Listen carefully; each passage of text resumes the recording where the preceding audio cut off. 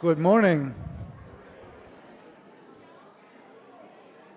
Good morning. My name is Mike Michaud, he, him. I'm a member of the Board of Trustees. And it is my pleasure to welcome you to the Unitarian Universalist Church of Brunswick. Whether you are attending in person or from home or gathering with others remotely, we are glad you are here. Welcome to this Longfellow Days interfaith service. UUCB is located on the ancestral homelands of the Wabanaki people who have deep, enduring, and ongoing relationships with Brunswick's lands and waterways. We acknowledge the painful legacy of the region's colonial history and commit to better understanding it. We will work to recognize and welcome the presence and concerns of the Wabanaki, whose people and culture live within and contribute to the vitality of this community we share. Today is Sunday, the 15th of February, and Reverend Dr. Carmen Amos is leading the service. Today's reflection is titled, Finding Your Voice, One Way to Embody Resilience. And our music is performed by Will Bristol and the UUCB Choir. If you are new or visiting today and would like more information about our congregation, please stop at the visitors table in the fellowship hall right back there. The folks there will be happy to answer any questions. As we begin our service today, please silence your mobile devices. And once again, welcome. We are glad you are here.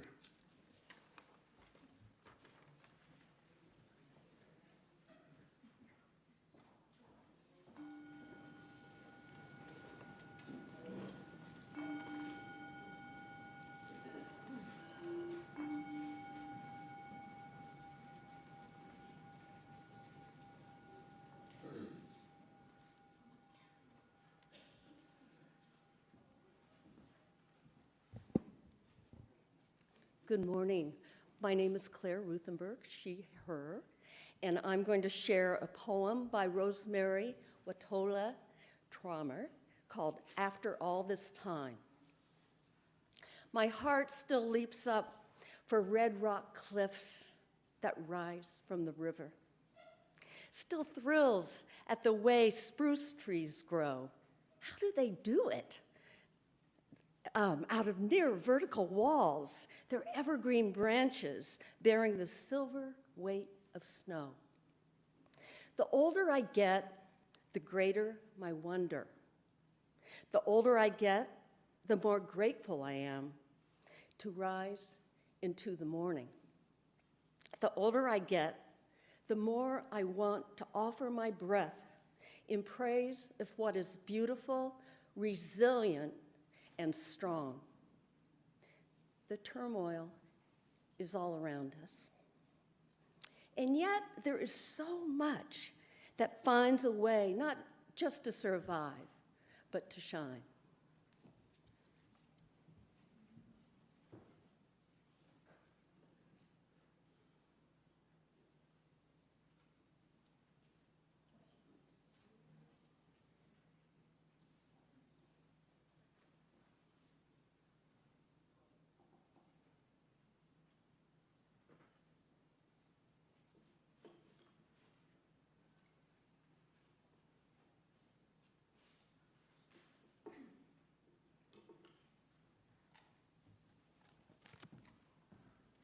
Good morning, beloveds. My name is Carmen Amos. I use she, her pronouns, and it is my honor and my privilege to serve as the minister of this spiritual community. No matter who you are, whom you love, what your family looks like, how you think, or where you are from, we welcome you. We affirm your inherent worth, and we are working together to build a beloved community where you and every other person is treated with dignity and respect. We give thanks this morning for whatever it was that brought you here. In this time we share together, we hope that all of us might receive some companionship, some encouragement, some spark that prompts us to go deeper, and the assurance that our values are worth living into. Today we are honoring Longfellow Days here in Brunswick with what has been an annual interfaith worship service for over 20 years. Longfellow Days is a month-long celebration in the town of Brunswick that celebrates Henry Wadsworth Longfellow and his close association with Bowdoin College and our town. Some of you may not know yet that he was also involved in this congregation. Henry used to play his flute for us, and the Bible that he donated to this congregation still maintains pride of place in the back corner in case you want to walk by there before you leave today. Longfellow Days is a celebration not only of Henry, but of poetry in general. And this year, the theme for Longfellow Days is Finding Your Voice. And it honors diverse poetic voices that offer us inspiration and wisdom and understanding and so much more. The theme our congregation has been focusing on this month is embodying resilience. And as it happens, finding your voice is one way, an important way, to embody resilience. Not only literally and physically by making sound with your body, but figuratively, as voice represents the wisdom that originates from the particular perspective of the poet. So welcome, friends. We are so glad that you are here.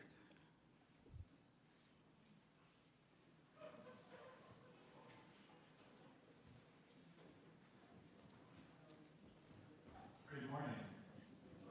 The opening song we're going to present is a setting of a poem called Worldly by Reverend Marion Murdoch. Marion Murdoch was a queer Unitarian minister who lived from 1849 to 1943. She used her voice in favor of a unitary conception of God, prioritizing rational inquiry and ethical living over dogmatic creeds. She was the first woman to earn a Bachelor of Divinity degree in 1885 at Meadville Theological School. Her views echoed broader 19th century Unitarian shifts towards humanism and social ethics. May these words that she wrote be an inspiration towards embodying resilience.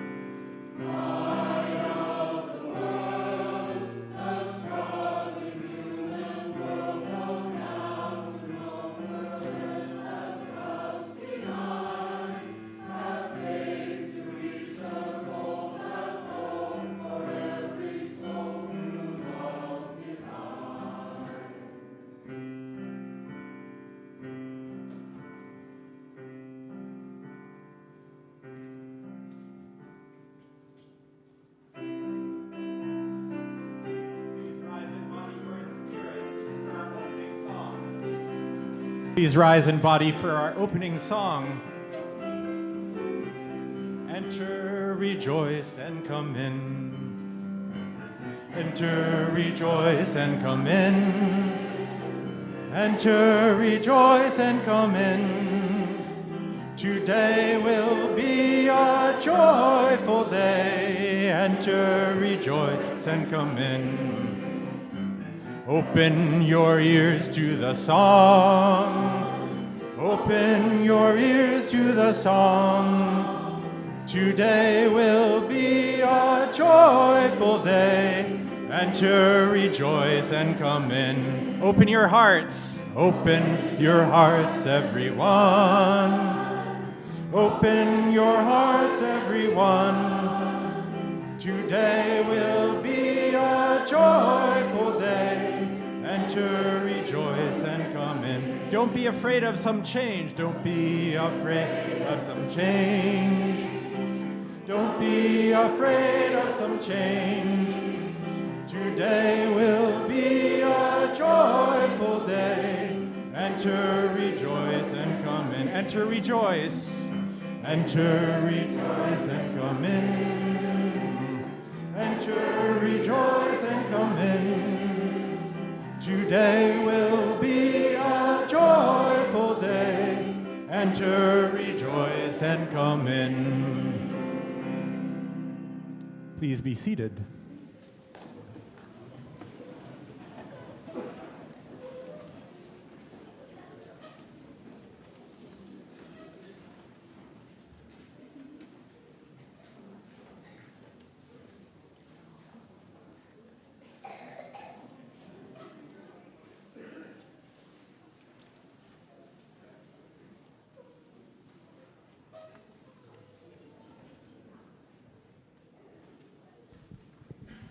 Good morning. My name is Tobin Cooney Calnan, and I serve as your lifelong spiritual formation director. And I use the pronouns he and they. I didn't even have to call you for it, you just came. Now is the time in the service when I would like to call anyone young or young at heart forward for a story. You're taking Maya's spot. Hello, good morning. So, Ronan and Sam, I'll have you separate, if you don't mind. Thank you very much. All right, welcome everybody. Nice to see you. Hi, Sean and Nora. Now, some of you I haven't seen in a little bit, and then others of you I just saw last night, so it's nice to see you all again. We had a little Valentine's Day soiree last night, with help from Izzy's Girl Scout troop. Thank you, Izzy. So hi, everyone. Today we're talking a little bit about poetry. Who knows what poetry is? River, what's poetry?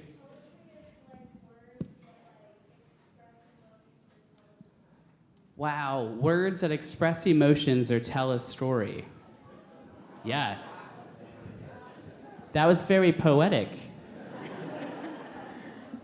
Who likes poetry? Who likes poetry when it has pictures put to it? Yeah, me too. So this is a story that reads very much like a poem, and it's by Yuli Morales. It's called Dreamers, and it's the story of a family that's coming from a different place to where we are now. Fiona, did you have a question? You have this book? Oh, so do you want to just, you could probably ad-lib it. Do you just want to? All right, I'll read it. It's fair. Okay. Are you ready for this? All right. Dreamers by Yuli Morales. I dreamed of you, then you appeared. Together we became amour, love, amour. Amour is another word for love. Replenished life, you and I. One day, we bundled gifts in our backpack and crossed a bridge, outstretched like the universe.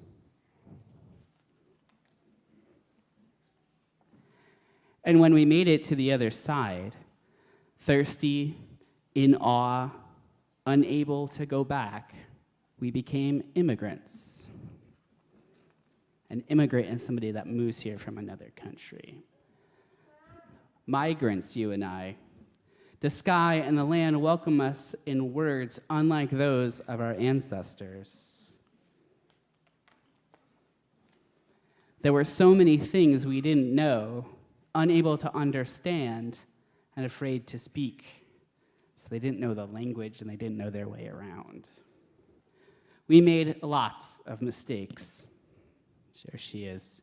They're swimming and playing in the fountain and they're getting in trouble for it. You and I became caminantes. Thousands and thousands of steps we took around this land until the day we found a place we had never seen before. What do you think that is? It's a library. Good job, Sam. Suspicious, improbable, unbelievable, surprising, unimaginable,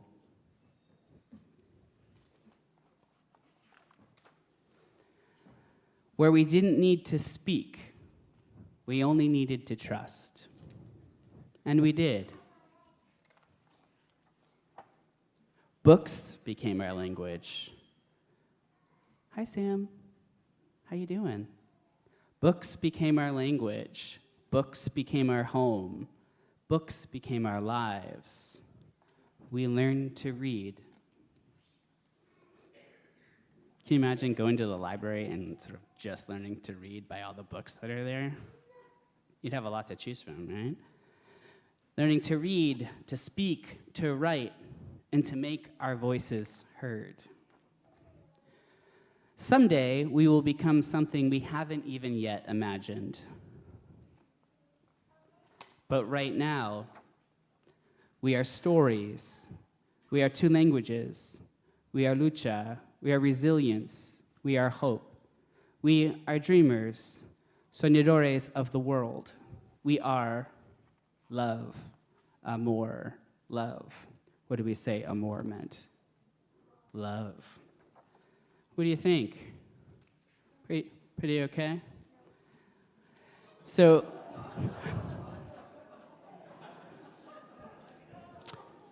sorry to let you down. So this story do poems always rhyme? No. What made it seem like a poem? Did it seem like a poem?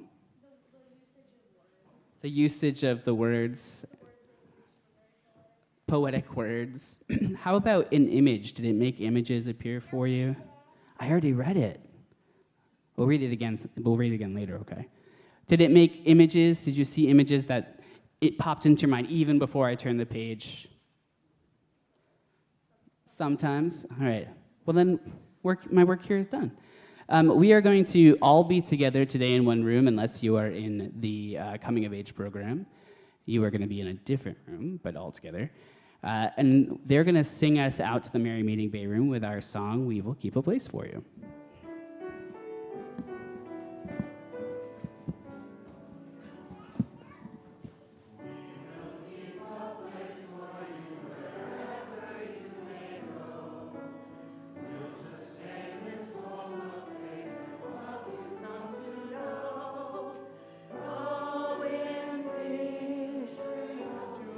That yearn, we will keep a place for you till you return. Hello, I'm Sue Labes, a member of the Pastoral Care Associates, and I'm going to read the joys and concerns that are in this book. If you haven't had a chance to write in the book and can't get here, you can always submit your joys and concerns by email at joysandconcerns@uubrunswick.org. And if you want to talk to one of us, we have light blue ribbons on our name tags. For concerns, a deep concern for our community members detained by ICE in Skowhegan and Brunswick this week, holding their families and loved ones in my heart as they navigate deep fear and uncertainty. And a joy is that Jean Tompkins is recovering nicely after surgery for skin cancer last week. Another joy I find every week is these darling children that come up to the front. I just love watching them. Also, that the sun is shining and that we have this wonderful UU community that I see everywhere I go, and it's so much fun.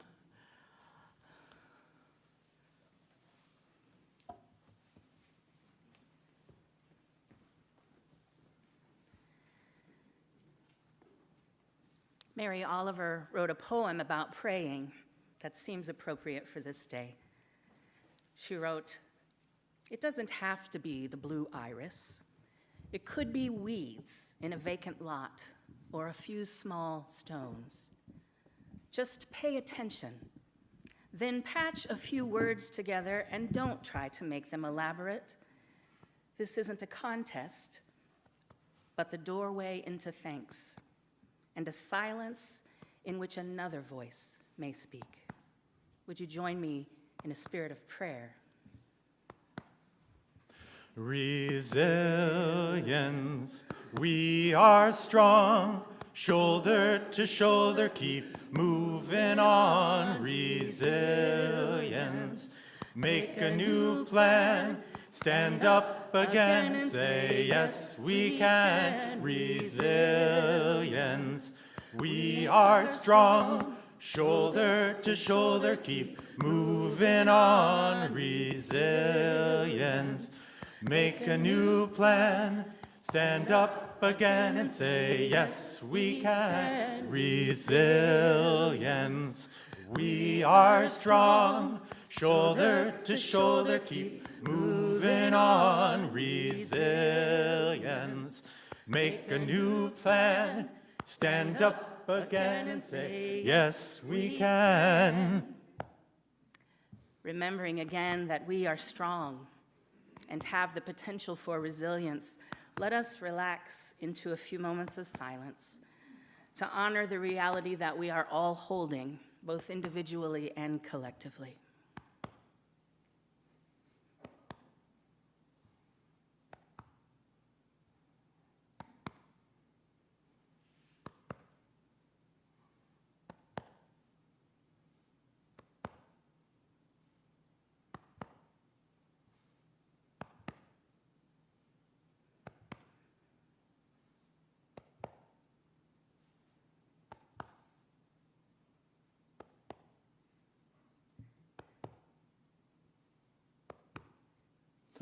Resilience, we are strong, shoulder to shoulder, keep moving on. Resilience, make a new plan, stand up again and say, yes, we can. Resilience, we are strong, shoulder to shoulder, keep moving on. Resilience, make a new plan, stand up again and say, yes, we can. Spirit of life, voice of love, help us draw closer to one another and to this beautiful and broken world we share. We pray that our nation might not abandon care for the earth or its most vulnerable people. May our leaders be inspired by love and justice.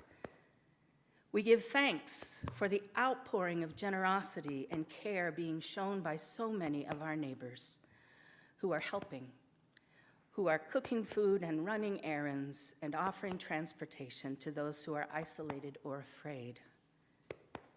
We seek wisdom in this moment and every moment about how we can best center love practically, purposefully, and relentlessly.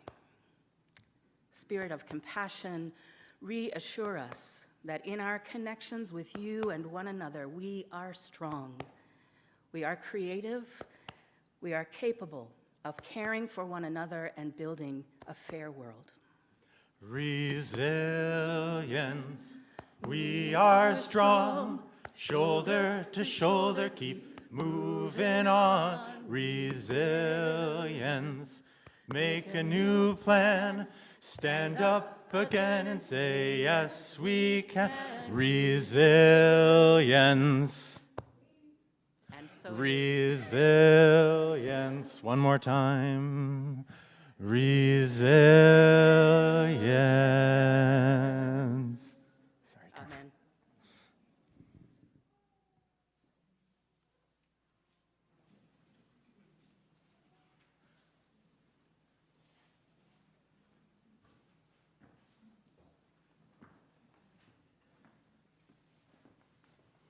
Hello, my name is Michael Green. I use he, him pronouns. I would like to share with you today poems by one of my favorite authors or poets, Langston Hughes. The first one is called Life is Fine, and it has themes of despair and resilience. The second one is called I Too, and it has a theme of inclusivity, and I feel it could have been written yesterday. Life is fine. I went down to the river. I sat down on the bank. I tried to think, but couldn't, so I jumped in and sank. I came up once and hollered. I came up twice and cried. If that water hadn't have been so cold, I might have sunk and died. But it was cold in that water. It was cold. I took the elevator 16 floors above the ground. I thought about my baby. I thought I would jump down. I stood there and I hollered. I stood there and I cried. If it hadn't have been so high, I might have jumped and died. But it was high up there. It was high. So since I'm still here living, I guess I will live on. I could have died for love, but for living I was born. Though you may hear me holler and you may see me cry, I'll be dogged, sweet baby, if you're gonna see me die. Life is fine. Fine as wine. Life is fine. I too sing America. I am the darker brother. They send me to eat in the kitchen when company comes, but I laugh and eat well and grow strong. Tomorrow, I'll be at the table when company comes. Nobody'll dare say to me, eat in the kitchen then. Besides, they'll see how beautiful I am and be ashamed. I too am America.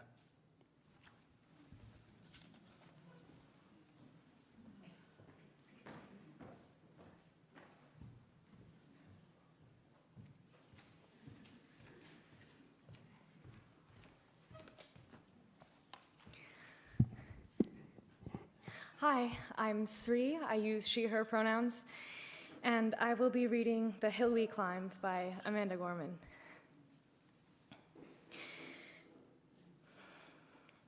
When day comes, we ask ourselves, where can we find light in this never-ending shade? The loss we carry, a sea we must wade. We braved the belly of the beast. We've learned that quiet isn't always peace, and the norms and notions of what just isn't always justice. And yet the dawn is ours before we knew it. Somehow we do it. Somehow we weathered and witnessed a nation that isn't broken, but simply unfinished. We, the successors of a country and a time where a skinny black girl descended from slaves and raised by a single mother can dream of becoming president only to find herself reciting for one. And yes, we are far from polished, far from pristine, but that doesn't mean we are striving to form a union that is perfect. We are striving to forge our union with purpose, to compose a country committed to all cultures, colors, characters, and conditions of man. And so we lift our gaze not to what stands between us, but what stands before us.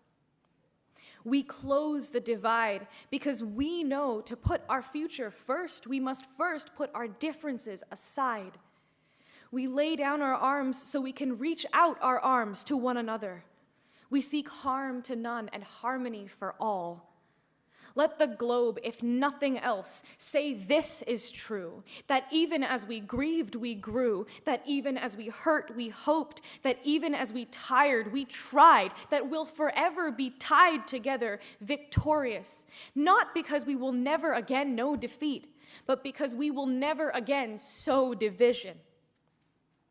Scripture tells us to envision that everyone shall sit under their own vine and fig tree, and no one shall make them afraid.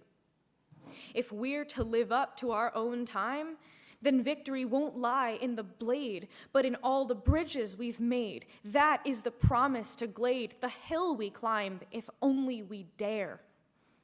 It's because being American is more than a pride we inherit. It's the past we step into and how we repair it. We've seen a force that would shatter our nation rather than share it, would destroy our country if it meant delaying democracy, and this effort very nearly succeeded. But while democracy can be periodically delayed, it can never be permanently defeated. In this truth, in this faith we trust. For while we have our eyes on the future, history has its eyes on us. This is the era of just redemption. We feared at its inception. We did not feel prepared to be the heirs of such a terrifying hour. But within it, we found the power to author a new chapter, to offer hope and laughter to ourselves. So while once we asked, how could we possibly prevail over catastrophe? Now we assert, how could catastrophe possibly prevail over us?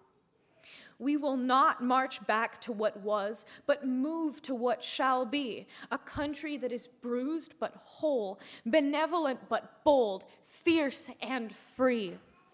We will not be turned around or interrupted by intimidation, because we know our inaction and inertia will be the inheritance of the next generation, become the future. Our blunders become their burdens. But one thing is certain. If we merge mercy with might and might with right, then love becomes our legacy and change our children's birthright. So let us leave behind a country better than the one we were left. Every breath from my bronze-pounded chest, we will raise this wounded world into a wondrous one. We will rise from the golden hills of the West. We will rise from the windswept Northeast, where our forefathers first realized revolution. We will rise from the lake-rimmed cities of the Midwestern states. We will rise from the sun-baked South. We will rebuild, reconcile, and recover. And every known nook of our nation and every corner called our country, our people, diverse and beautiful, will emerge battered and beautiful. When day comes, we step out of the shade, aflame and unafraid. The new dawn blooms as we free it, for there is always light, if only we're brave enough to see it, if only we're brave enough to be it. Thank you.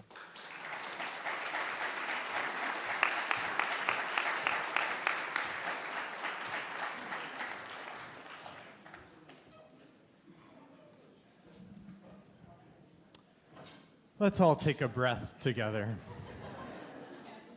Maybe two.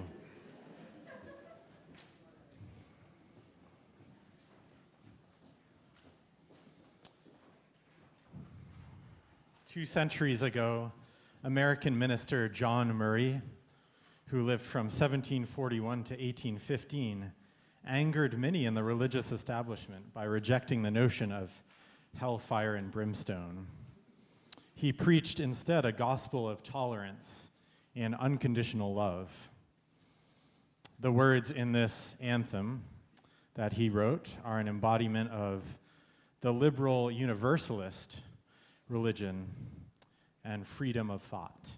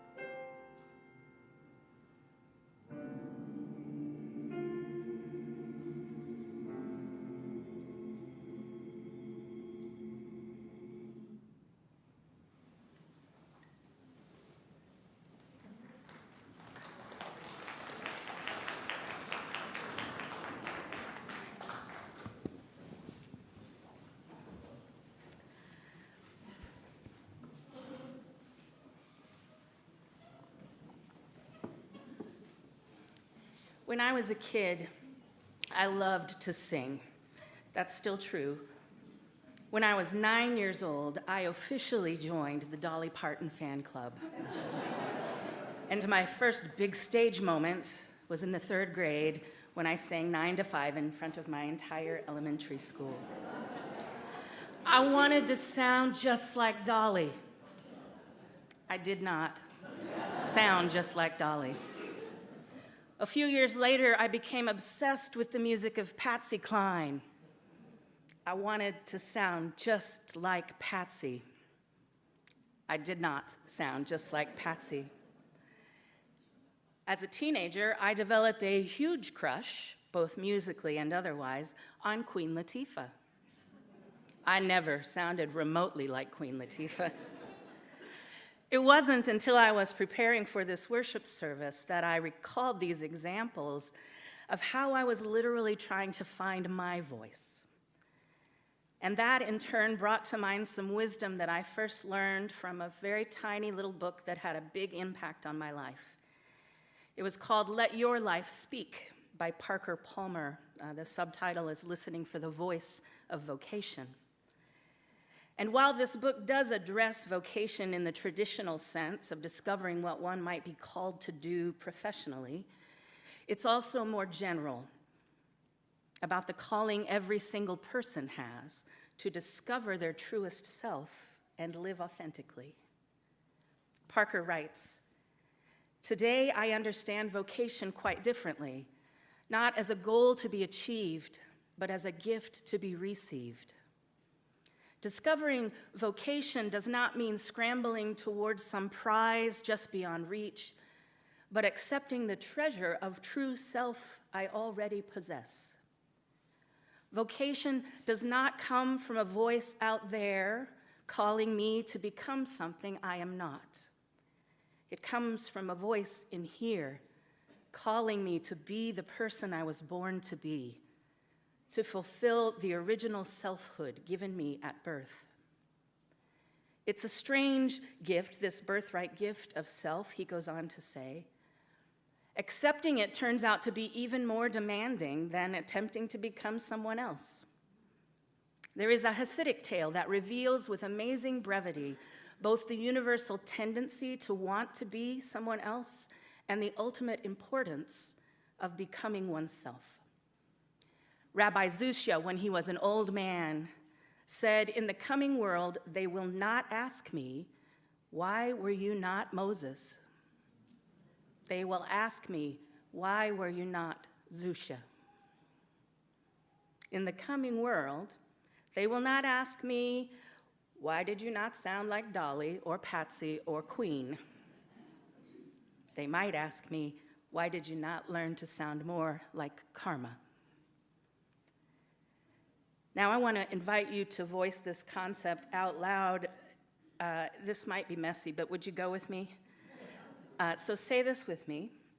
In the coming world,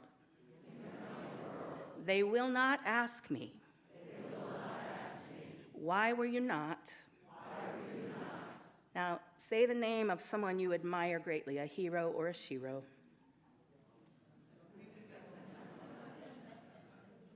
All right, now we're going to continue. They will ask me, why were you not? Now say your name. Now this may be a little bit more cacophonous. Put that whole sentence together for yourself, unprompted. Just say the whole thing back to yourself right now. Go ahead. In the coming world, they will not.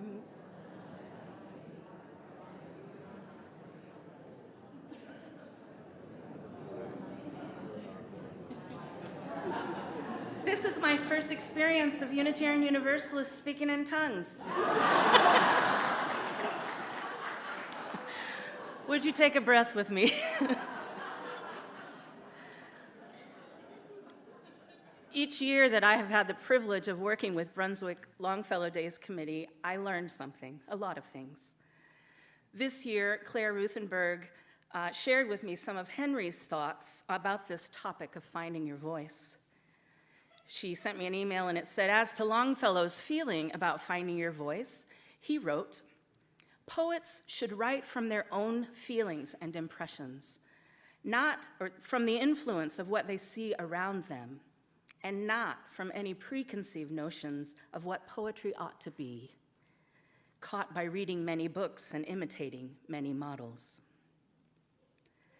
This is a similarly profound advice that was offered by the Bohemian poet Rainer Maria Rilke in the first of his letters to a young poet. A 19-year-old military cadet named Franz Kappes had written to Rilke, who was a known poet, and asked him if he might read some of his poems and offer criticism.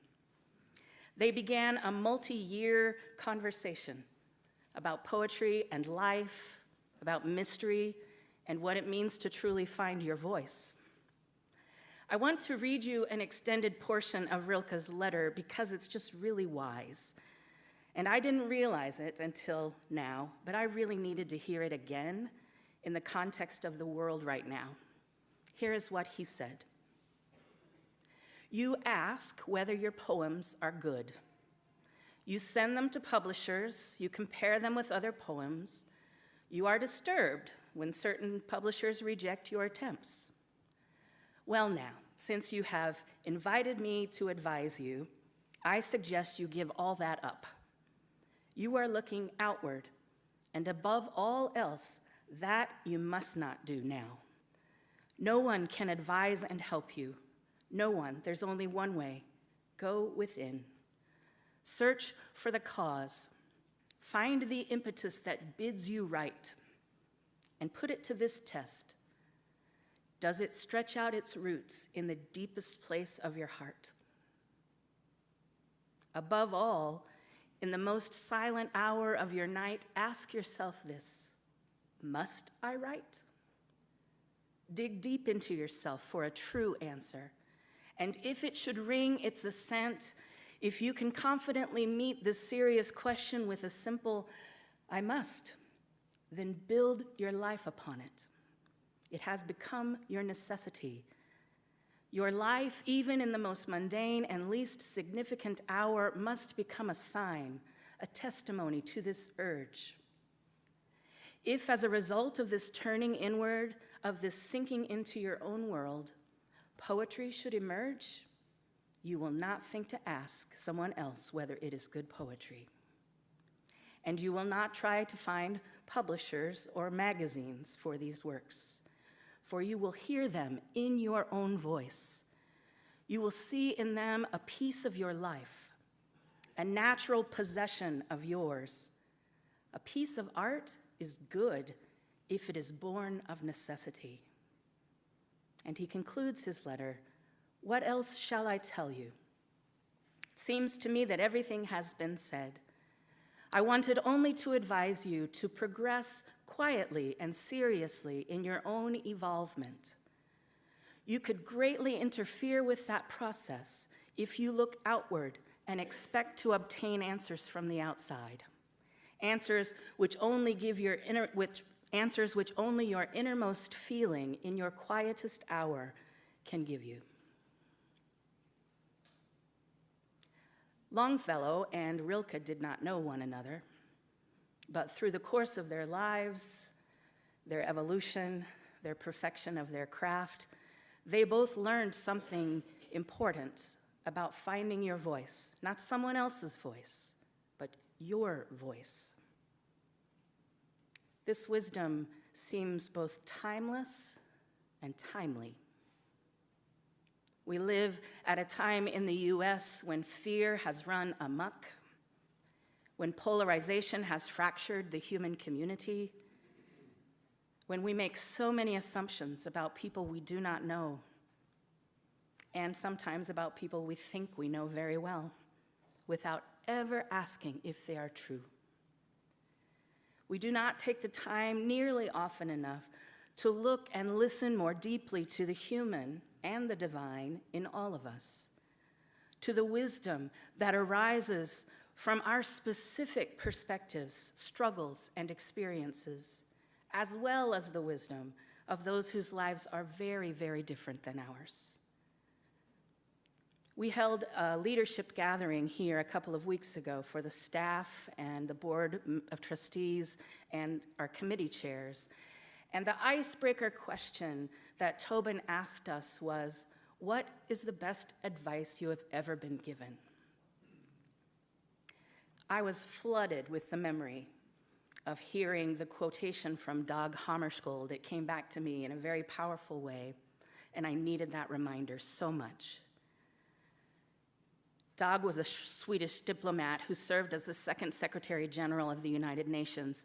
He was posthumously awarded the Nobel Peace Prize. And it was also only after his death that his diary of poetry and prose and assorted other nuggets of wisdom was published in a collection in English called Markings. And the words that came back to me as the best advice I have ever been given were these: never, never, never, for the sake of tranquility, deny the reality of your own experience. Never, never, never, for the sake of tranquility, deny the reality of your own experience. The poets and the people who follow this advice seem to develop a dual capacity for deep humility, they know their faults, and grounded confidence, they know their voice. And by grounded confidence, I mean the exact opposite of the insecure braggery that we get so much of. I'm talking about people who understand who they are because they have done some honest soul searching and taken their own spiritual and personal development seriously. They're always trying to be and do better.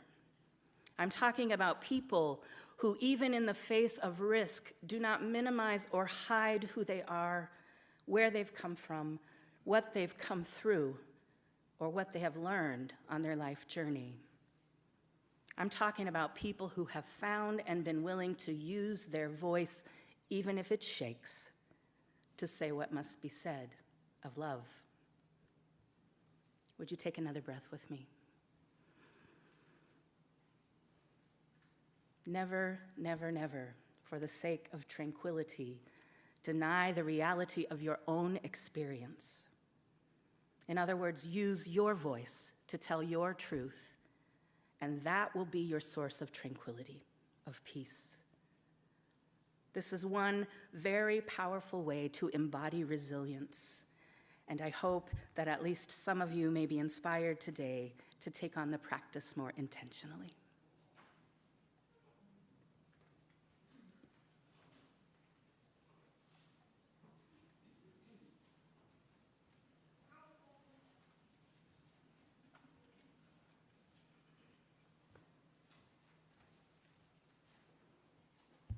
Good morning. My name is Pat Moore. I'm a member of the worship committee, and I use the pronoun she, her. This is the time in the service when we receive the offering. All Sunday non-pledged cash is split with the monthly Charities with Soul. This month's Charity with Soul is the Mid-Coast Hunger Prevention Program. There are brochures about it in the back if you want more information on the table opposite the kitchen. If you are worshiping us in person, you can put your donations in the baskets that will be passed. And if you are worshiping with us either online, at home, or at one of the new satellite locations, or simply prefer to give online, we invite you to use the QR code on the screen and share it in the order of service to make your donation. We gratefully receive your gifts no matter how you give them. If you are a person and have difficulty with the QR code, find somebody who does. I think there are a lot of people who are very good with it, or find a 6-year-old. They'll always do it.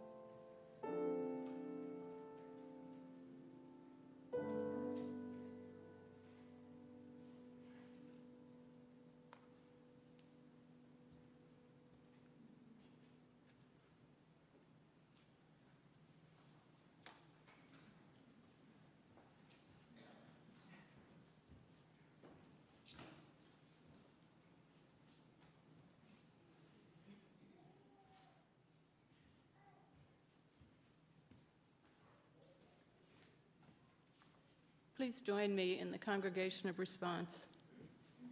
May these offerings sustain and grow the work of this church, weaving a tapestry of love and action. Thank you. Please rise in body or in spirit for our closing song, I Know I Can.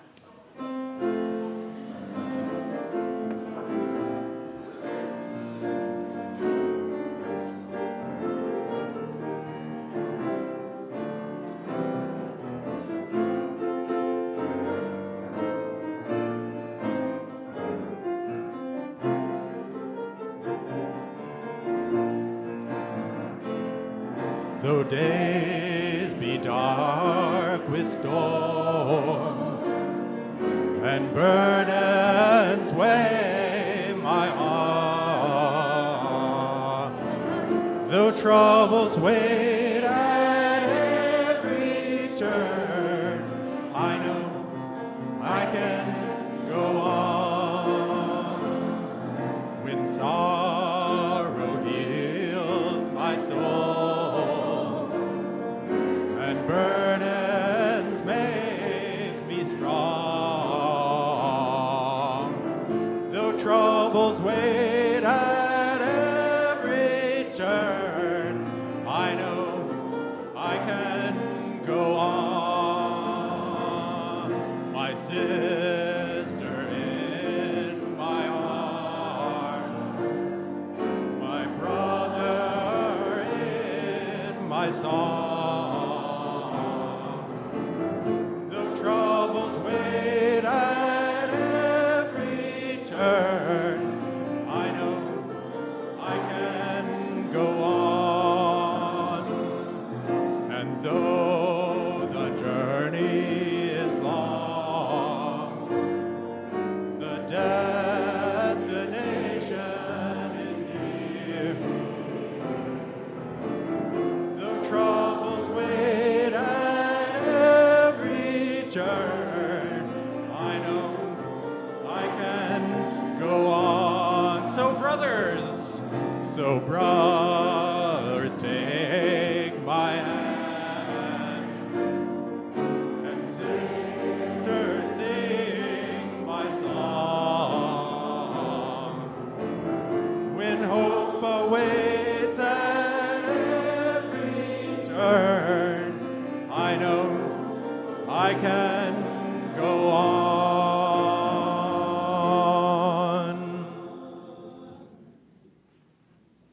You may be seated.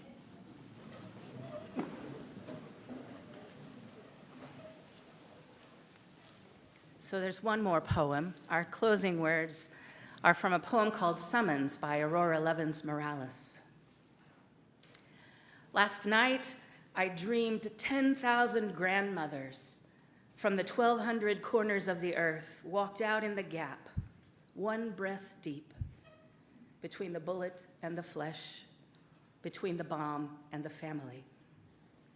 They told me we cannot wait for governments. There are no peacekeepers boarding planes. There are no leaders who dare to say that every life is precious, so it will have to be us. They said, we will cup our hands around each heart.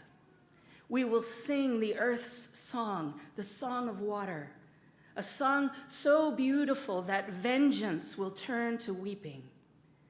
The mourners will embrace, and grief replace every impulse toward harm.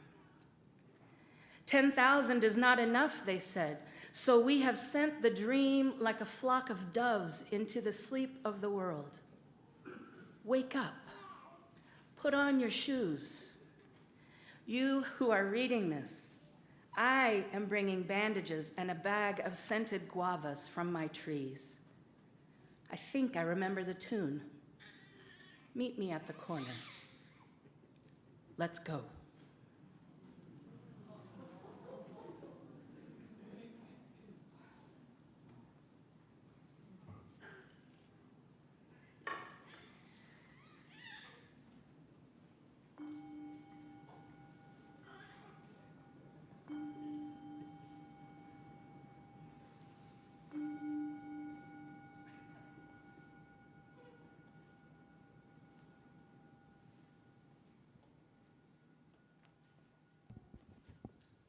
I'm here to let you know about the invitations and opportunities for engagement.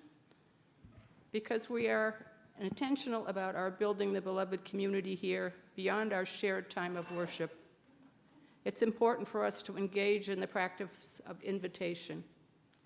The QR code on the screen will take you to a digital copy of our announcement sheets, several copies of which are available on the harvest table if you prefer something more tangible. And we have great things coming up, and here are things we're going to highlight. Soups On is coming up soon, Saturday, February 28th from 11:30 to 1:30. If you would like to bring a homemade soup, stop by the visitor table to sign up. Today, and that is today, there is a rally in opposition of ICE and in support of our immigrant neighbors at the gazebo on the mall from 1:30 until 2:30. This is being organized by Bowdoin students who have invited us to join them. Prior to the rally at 1, we are inviting singers of all abilities to gather here at UUCB. After we warm up a bit, we will proceed to the rally singing together and also sing some songs there. This is inspired in part by the emerging singing resistance movement, which began in Minneapolis and is now spreading around the country and the world. There is an emergent Brunswick Copsum group, and we hope many will join us. Feel free to bring friends. You can ask Will or Karma if you have any questions. And Maine has profited from centuries of Wabanaki land lost. The Working for Justice Wabanaki Awareness Group is hosting a screening of panel responses to the Maine Center for Economic Policy report. Sovereignty starts here, land, economy, and the tribal rights in Maine. Come find out why land return and Wabanaki sovereignty are important issues for those most impacted by them. There will be time for comments and conversation after the screening. The screening and discussion will take place next Sunday, February 22nd, from 11:30 to 1 in the Mary Meeting Room. Of course, snacks will be provided, but you can also bring your brown bag lunch if you prefer. And this is the end.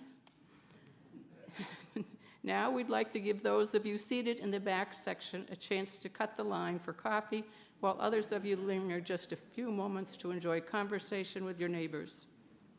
This will allow us to stack our chairs in order to make more space for socializing. We have heard it's really making a positive difference. This should only take a few minutes. Thank you for all your patience as we experiment together. That's it. I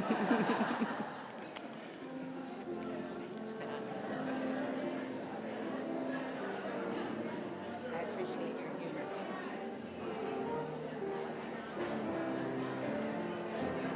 I think that's exciting.